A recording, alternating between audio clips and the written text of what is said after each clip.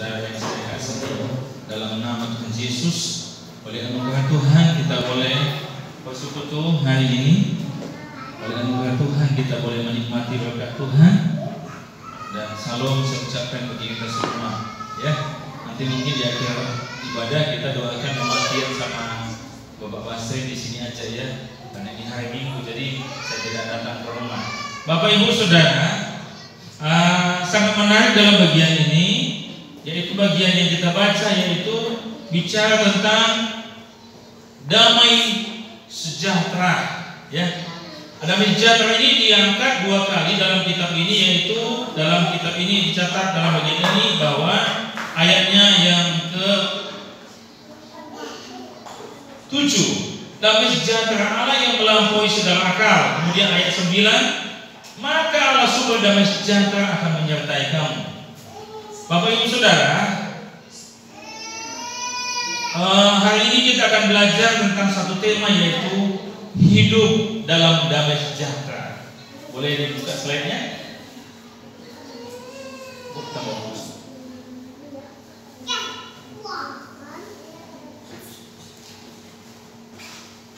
Ya, di flash disk ya. Bisa juga di depan, di desktop. Bapak Ibu Saudara, hari ini kita belajar tentang hidup dalam damai sejahtera sejati. Ya, ini penting saya sampaikan kepada kita. Kenapa? Karena damai sejahtera adalah sebuah kebutuhan manusia. Damai sejahtera adalah sesuatu yang sangat penting dalam diri manusia. Damai sejahtera juga berhubungan dengan persatuan dan kesatuan. Satu bulan ini kita bicara tentang kesatuan, Bapak Ibu Saudara ya, yang saya kasih dalam nama Tuhan Yesus. Ini ya, kita melihat bagian ini, yaitu temanya adalah hidup dalam damai sejahtera sejati. Ya, ini tema sentral kita pada hari ini. Nah, pertanyaannya adalah apa yang menjadi sumber damai sejahtera sejati dalam diri kita? Kenapa ini penting saya sampaikan? Ada orang yang mencoba membangun damai sejahtera sejati itu berdasarkan uang. Ada orang membangun damai sejahtera sejati itu berdasarkan pangkat. Ada orang menerima damai sejahtera sejati itu berdasarkan penghormatan. Sungguh aku merasakan damai sejahtera yang luar biasa. Kenapa? Karena aku naik pangkat, karena aku jadi kaya. Pertanyaannya, kalau dia tidak naik pangkat, kalau dia tidak kaya, apakah dia merasakan damai sejahtera sejati atau tidak? Bapak Ibu Saudara, aduh, damai sejahtera dalam diriku kalau gaji suami naik, kalau kamu punya mobil, kalau kamu punya sesuatu. Pertanyaannya, kalau gaji suaminya tidak naik, apakah dia sungguh-sungguh merasakan damai sejahtera sejati? Karena itu Bapak Ibu, perlu kita pikirkan apa yang menjadi sumber damai sejahtera sejati dalam diri kita. Kemudian, atau kita menanyakan, siapa sumber damai sejahtera sejati dalam diri kita? Ini penting Bapak Ibu. Kenapa? Jangan sampai kita salah meletakkan damai sejahtera itu. Jangan sampai kita sumber damai sejahtera sejati kita salah. Aku merasakan damai sejahtera sejati kalau misalnya aku punya pekerjaan. Kalau nggak punya pekerjaan, apakah merasakan damai sejahtera sejati? Bapak Ibu Saudara, ini menjadi pertanyaan. Kemudian, bagaimana supaya dapat hidup menikmati damai sejahtera sejati? Sesungguhnya damai sejahtera sejati adalah kehadiran Yesus di dalam hati kita. Karena itu Bapak Ibu, ada orang yang dulu hidupnya di jalanan, ada orang yang hidupnya dulu warak-warakan, ada orang yang hidup jalanan, hidup dengan narkoba dan sebagainya. Tetapi ketika dia bertobat percaya Kristus, dia bisa hidupnya menjadi lebih baik lagi. Ada orang yang dulu mewah melimpah, ketika dia hidup di jalanan, ya, mewah melimpah, tetapi tidak merasakan sukacita dalam dirinya. Tetapi ketika dia meninggalkan hidup di jalanan, dia bisa merasakan damai sejahtera sejati. Bapak Ibu Saudara, kemarin ada warga Siombing datang ke tempat ini. Ya, warga Siombing datang. Kata rasanya ingin bergereja di tempat ini. Jadi rencana ingin menikah, tapi saya katakan menjadi jemaat dulu. Setelah berdiskusi, ternyata kami punya pengalaman yang sama dan di tempat yang sama di Kota Medan.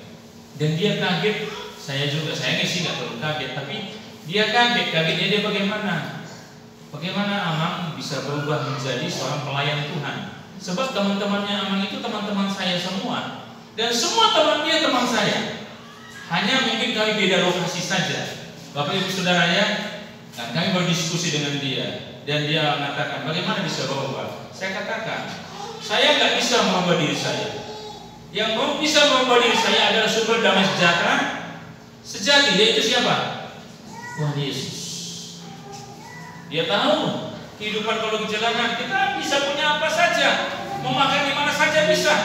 Tetapi ketika kita meninggalkan semua kemewahan itu, maka kita mesti mulai hidup dengan apa adanya. Nah, Bapak Ibu Saudara, bagaimana supaya saya hidup dalam damai sejahtera sejati? Atau mungkin bagaimana seharusnya orang yang sudah percaya Tuhan, yang sudah hidup dalam damai sejahtera Tuhan? Ya, ada 3 bagian penting yang kita pelajari, Bapak Ibu Saudara ya. Ada 3 bagian penting yang kita pelajari ya. Yaitu yang pertama adalah bagaimana orang yang hidup dalam damai sejahtera sejati. Satu, orang yang hidup dalam satu damai sejahtera sejati, ia harus wajib membangun cara berpikir yang positif. Bapak Ibu ya, orang yang hidup dalam damai sejahtera sejati, dia harus membangun hidup dengan cara berpikir yang positif. Artinya apapun yang dialami, yang dirasakannya, dikerjakannya, dia mesti punya cara berpikir yang positif. Dia tidak memikirkan sesuatu dengan negatif. Kenapa? Ada orang yang mencoba mengikut Tuhan, tetapi setelah menjalani hidup mengikut Tuhan, kenapa setelah mengikut Tuhan saya mengalami seperti ini? Kenapa dulu ketika aku belum rajin ke gereja, belum melayani Tuhan, aku nggak mengalami kesulitan, tetapi kenapa ketika aku melayani Tuhan, bergereja, menjadi orang Kristen, mengalami banyak kesulitan? Sehingga muncul mencurigai Tuhan. Kan itu Bapak Ibu saya. Berpikir negatif tentang Tuhan. Kalau Tuhan ada, kenapa saya mengalami ini? Bapak Ibu Saudara, mari coba kita lihat. Saya tidak bisa jalankan. Jika kelihatannya ada yang macet di situ. Saya nggak bisa jalankan. Kelihatannya dicabut.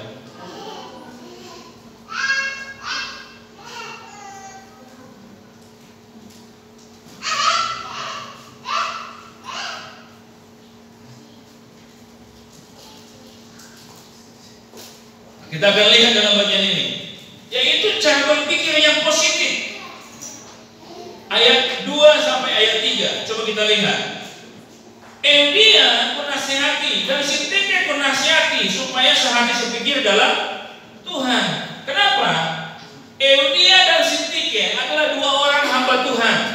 Bapak Ibu Saudara, sekali lagi saya katakan, Eudia dan Sintike adalah 2 orang hamba Tuhan, orang yang melayani Tuhan. Tetapi dalam bagian ini dicatat, dalam bagian kitab Filipi ini, kunasehati kata Paulus. Kenapa? Rupanya terjadi perselisihan antara Eudia dan Sintike, 2 orang hamba Tuhan perempuan yang ada di jemaat Kolose, 2 orang hamba Tuhan wanita yang ada di jemaat Kolose. Terjadi perselisihan. Ya, tetapi dikatakan dalam bagian ini, Paulus menasihati agar mereka sehati sepikir. Dikatakan ayat 3, bahkan kuminta kepadamu juga, Susukos temanku yang setia, tolonglah mereka karena mereka telah berjuang dengan aku dalam pekabaran Injil, bersama-sama dengan Clement dan kawan-kawan sekerja yang lainnya, yang nama-nama mereka tercantum dalam buku kehidupan. Kenapa ini? Rupanya Bapak Ibu,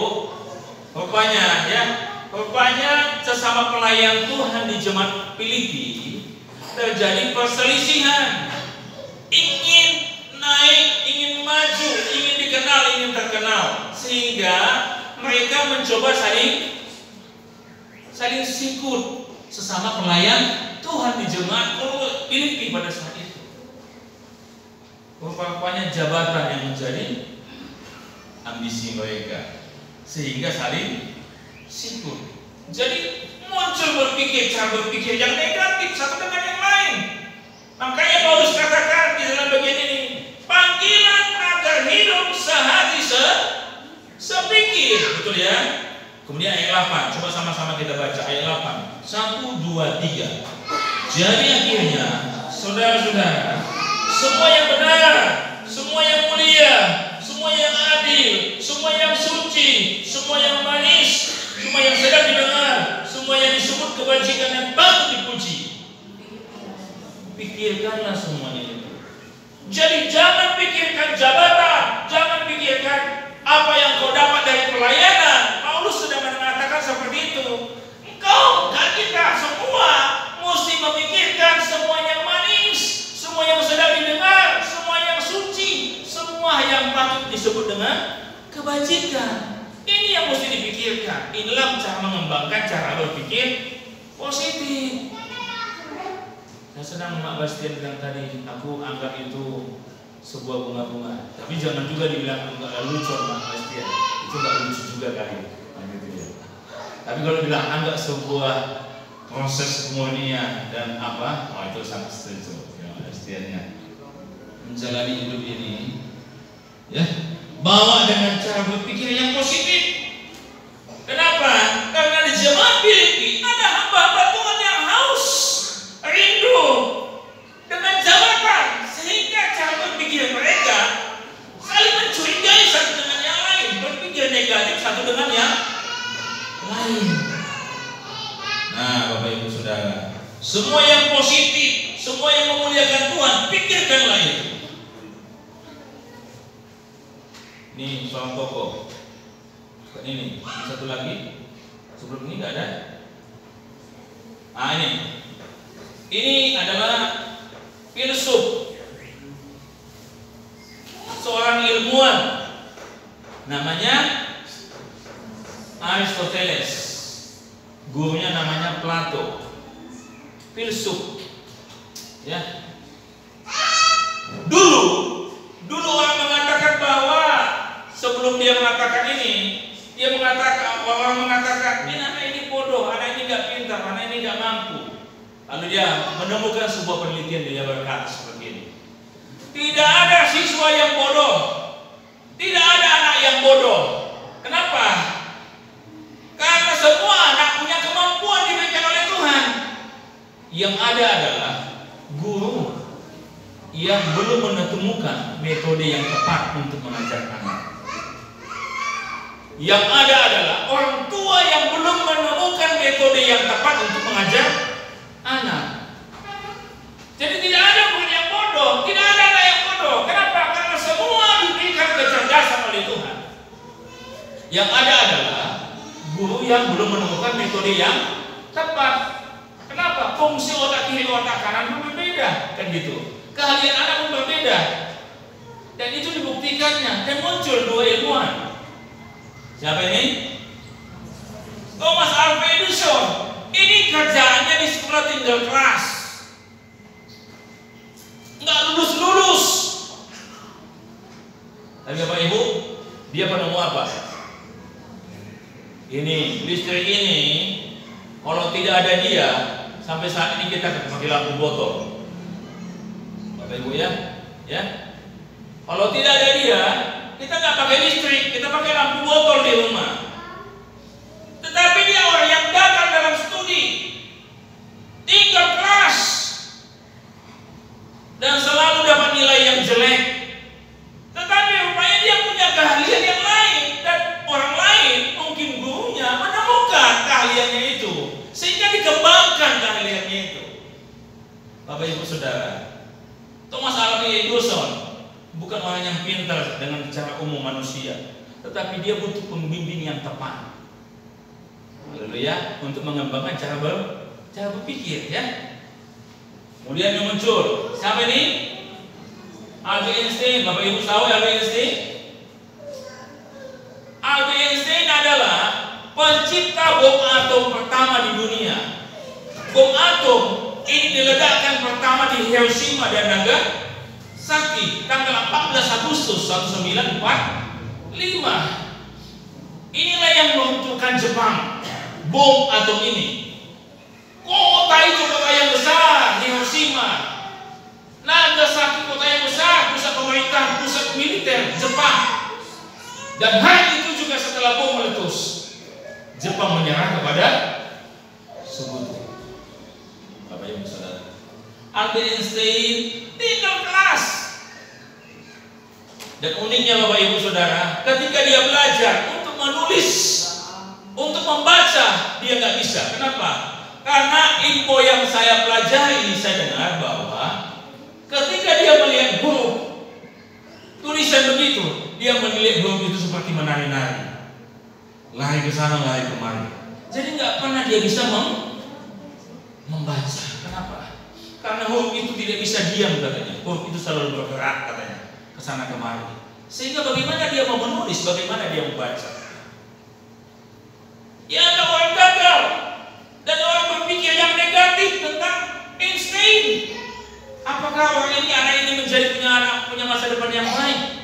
Tapi dunia membuktikan bahwa Albert Einstein telah menciptakan bom atom pertama di dunia. Bapak Ibu, kalau diledakkan di Pulau Jawa ini akan hancur. Itu bom atom, Bapak Ibu. Kalau diledakkan di Sumatera, Pulau Sumatera akan hancur semua. Itu kalau bom atom. Dampak dari bom atom, atmosfer rusak.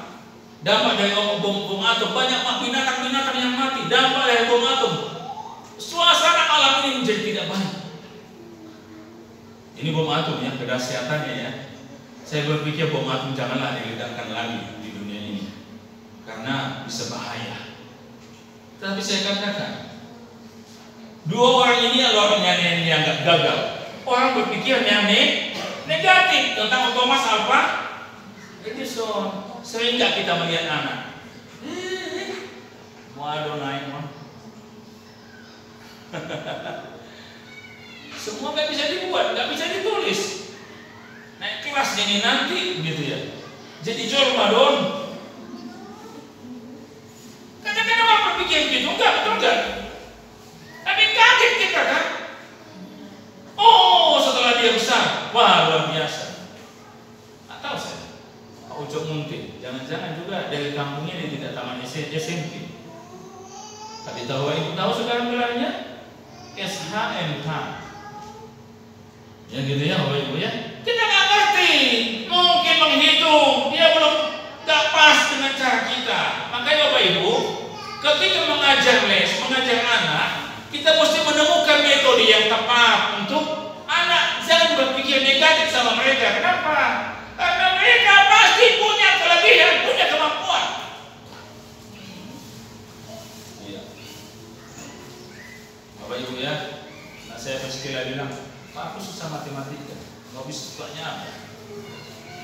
Sekarang dia sedang menggeluti dunia hukum, ingin menjadi pengacara katanya. Saya dukung, bagus, si SMA akan kelas 1 kan? Nggak apa-apa.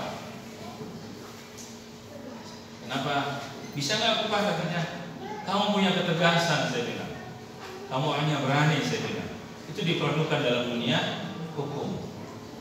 Ya, bisa nggak hafal ayat-ayatnya? Masa nggak bisa gitu ya? Gitu ya. Kita melatih aja sih, mungkin mau belanja, nah, gitu. Dia jalan kan, gitu ya. Si Noni mau ke pasar, bisa kan? Betul nggak? Akhirnya dia terbiasa. Tetapi apalagi manusia yang punya kecerdasan yang luar biasa. Kata Bapak Ibu, yang pertama dalam hidup kita, orang yang memiliki damai sejahtera sejati, dia akan bisa menikmati damai sejahtera sejati. Dia harus mengembangkan cara yang berpikir yang positif. Jangan berpikir negatif. Ya, gaji suami bulan ini menurun. Berpikir positif aja kan gitu. Haleluya. Amin. Amin Bapak ya. Mungkin tagihan di lapangan lagi macet. Kita nggak tahu kan, betul nggak? Tempatkan aja cara berpikir positif. Mungkin, abang sudah 2 minggu nggak pernah datang ngapel, kan gitu ya. Biasanya abang sekali seminggu, kadang-kadang 2 kali 3 kali 1 minggu datang ngapel, bawa martabak telur. Ini sudah 2 minggu nggak pernah datang lagi, kan gitu ya. Kembangkan aja, jangan pikir seperti mungkin abang lagi sibuk, kan gitu ya. Mungkin abang lagi nggak punya uang, bisa saja, karena dia malu kalau datang nggak bawa martabak telur, karena sudah terbiasa kan, sudah langganan kan. Dia perlu jangan berpikir positif. Bapak Ibu Saudara, panggilan hidup orang percaya agar menikmati damai sejahtera sejati ya sebagai bangun cara berpikir positif. Mari kita belajar membangun cara berpikir positif. Biasakan berpikir positif. Kita kembangkan. Pasti ada jalan keluar. Pasti ada solusi. Pasti suami saya ini akan bertobat. Nah gitu. Kita mesti kembangkan cara berpikir. Pasti istri saya ini akan bertobat. Pasti semuanya akan berjalan dengan baik. Penting sekali Bapak. Jadi kalau kita ingin menikmati damai sejahtera di pekerjaan kita, di usaha kita, di rumah tangga kita, 1, jangan mencurigai. Haleluya. Tapi suami juga jangan menciptakan kecurigaan. Dan betul ya? Hari ini segini, besok segini, besok segini, lusa segini. Lama piut, gitu ya. Nah, ini kan menimbulkan kecurigaan, kan gitu. Betul nggak? Kalau dia bekerja, jangan takut di call. Kalau kita memang jujur ya kayak dia, jangan takut. Orang yang takut di call itu sama bosnya. Kalau orang yang tidak jujur, kan gitu. Kalau jujurnya kita silakan kapan saja aku mau dilecek ke lapangan, silakan aja, nggak masalah begitu. Haleluya. Haleluya. Yang bos juga gitu, jangan terlalu mencurigai, kan gitu ya. Udah jelas-jelas kan gitu semuanya. Jadi yang pertama, kalau ingin menikmati kesatuan, kekuatan dalam rumah tangga, usaha, pekerjaan, jangan mencurigai. Berpikir cara positif. Datang semua nih, udah tengah malam, jam 12. Udah pulang bang, kan gitu. Saya bikin air panas bang. Maka Indomie tahu atau telur setengah matang. Haleluya. Berpikir aja positif. Bagi suami jangan terlalu sering pulang tengah malam. Ini namanya sudah membuat kecurigaan. Jadi salah timbal balik. Haleluya. Kembangkan cara berpikir positif. Haleluya. Ya, jadi ketika ada sesuatu yang terjadi, berpikir aja positif. Saya nggak tahu dia dari mana, tetapi Tuhan tahu. Haleluya. Suami hari Minggu, Sabtu, hari ini banyak tidak ibadah ya. Siapkan baju, setrika. Sabtu dia pulang kerja kan, jam 7 pulang kerja. Bang, itu bajumu ya, besok gereja udah siapkan. Walaupun dia nggak mau besok gereja, siapkan aja lagi. Tiap hari kasih tahu ini bajumu bang untuk gereja, kan gitu. Siapkan aja, positif aja. Pasti dia akan ke gereja. Ya Pak Gabriel ya. Pak Gabriel pengalamannya gitu enggak ya. Tapi perlu kita berpikir positif. Ya Ibu Ili ya. Udah nih, siapkan baju setiap hari Sabtu ya. Itu bajunya. Ya, itu bajunya. Sekali semir sepatunya pakai kiwi. Nggak apa-apa. Sudah dilihat, wah ini memang istriku ini sungguh-sungguh. Haleluya. Ya. Yang kedua, membangun sikap yang positif. Katakan di bagian ini. Membangun, sama-sama kita baca 1, 2, 3. Membangun sikap yang positif, sikap yang pantas, sikap yang wajar. Dikatakan dalam bagian ini. Coba kita lihat ayat 4 sampai 7. Sama-sama kita baca. 1, 2, 3. Bersukacitalah senantiasa dalam Tuhan. Terus sekali lagi kukatakan bersukacitalah. hendaklah kebaikan hatimu diketahui semua orang. Tuhan sudah dekat. Janganlah hendaknya kamu khawatir tentang apapun juga, tetapi nyatakanlah segala hal keinginanmu dalam doa kepada Allah dalam doa dengan permohonan dan ucapan syukur. Damai sejahtera Allah yang melampaui segala akal akan memelihara hati dan pikiranmu dalam Kristus Yesus. Selalu senantiasa bersukacita karena Tuhan, di dalam Tuhan, oleh Tuhan, untuk Tuhan, kepada Tuhan. Ada perasaan bersukacita, membangun kebiasaan, sikap, kepantasan bagaimana seharusnya kita bersikap sebagai orang yang beriman kepada Tuhan. Ada sukacita dalam hidup. Sukacita kita bukan karena uang, bukan karena pangkat. Salah nggak kita sukacita karena punya uang? Nggak salah, karena kita masih butuh uang kan gitu. Masih sakit nggak dicubit? Masih sakit. Masih bisa haus nggak? Masih bisa lapar nggak? Berarti masih butuh makanan. Kalau masih butuh makanan, berarti masih butuh uang. Tetapi kepantasan, jangan letakkan sukacita kita karena materi, karena uang, tapi letakkan sukacita kita karena kita tahu kita sudah ditebus oleh Tuhan, sudah menjadi milik Tuhan. Inilah dasarnya. Bapak Ibu sudah tertawa, ya? Manfaat tertawa apa? Mengurangi stres. Jadi kalau Bapak Ibu agak stres, tertawa aja, nggak apa-apa. Di Jepang ada terapi tertawa namanya. Pokoknya di tempat itu orang tertawa. Ketawa. Katanya untuk mengurangi stres. Orang yang nggak bisa tertawa, stresnya lebih tinggi.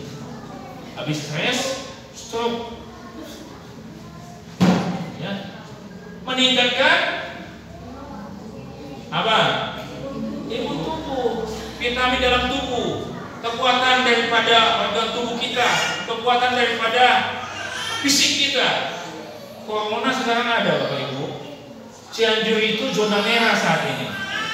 Saya katakan Cianjur khususnya itu zona merah saat ini. Info yang saya dapat. Kenapa? Karena kami ada rencana pemilihan ketua PGI Kabupaten. Dan saya sebagai bendahara panitia mendapatkan info bahwa Cianjur itu beberapa tempat sedang zona merah. Kita nggak bisa menghindar, betul nggak? Kita nggak tahu siapa yang kena kan gitu. Nggak kenal maka nggak kenal maka nggak kebal gitu yang dikatakannya. Karena kita nggak kenal corona, siapa corona, maka kita nggak kebal. Bagaimana cara melawannya? Kita mesti punya sistem imun yang kuat. Kalau sistem imun kita kuat, fisik kita kuat, tubuh kita kuat, maka kita bisa melawan virus apapun juga.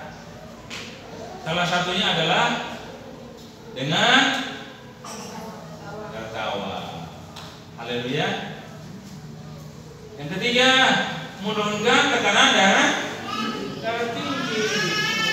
Kalau ada orang sudah darah tinggi, mikir macoho sadari lo.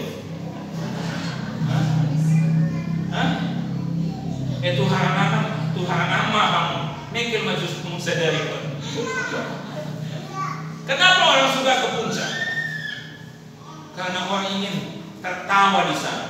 Coba ibu lihat. Sibuk di kantor di Jakarta dengan semuanya. Ketika sampai di puncak, senang ketawa menghirup udara segar. Akhirnya sistem imunnya menjadi kuat. Haleluya.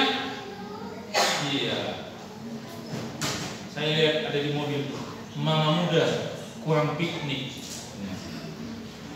Wah, apa ini maksudnya kan gitu ya. Bapak Ibu Saudara, saya pikir ternyata maksudnya penuh dong sekali refreshing ya. Hanya Bapak Ibu jangan tertawa sendiri. Ya, dan orang Jepang itu kalau tertawa itu ditutup. Wanita Jepang ya. Kenapa? Wanita Jepang kalau tertawa di depan umum harus menutup mulutnya dengan tangan. Kenapa? Pertama, karena karena dianggap tidak sopan. Coba Bapak Ibu ketawa.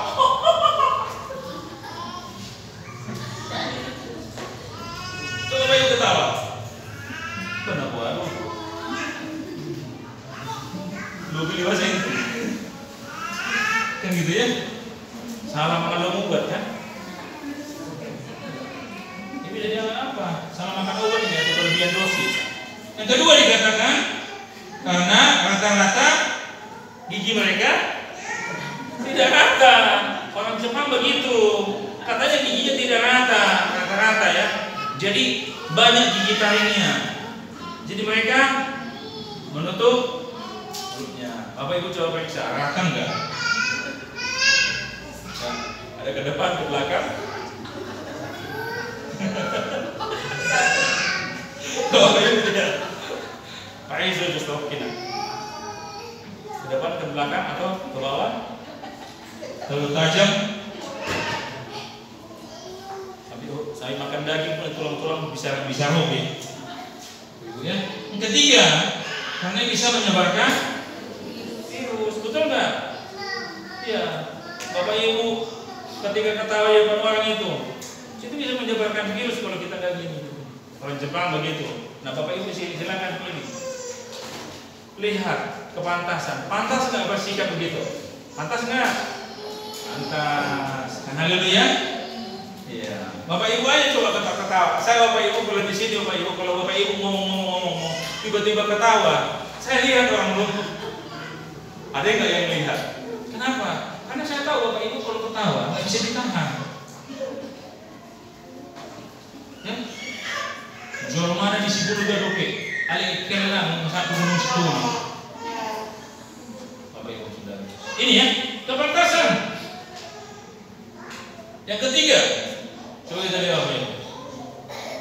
Membangun perilaku yang positif, perbuatan yang positif. Ayat 9 sama-sama kita baca. 1, 2, 3. Dan apa yang telah kamu pelajari, dan apa yang telah kamu terima, dan apa yang telah kamu dengar, dan apa yang telah kamu lihat padaku, lakukanlah itu. Maka hasilnya Allah sumber damai sejahtera sejati akan menyertai hati dan hidup. Bapak Ibu Saudara, tuh orang Samaria yang baik hati, orang Samaria dianggap orang yang tidak benar. Tetapi masalah kebaikan hati, mereka lebih baik dari orang Israel. Ya Bapak Ibu ya, orang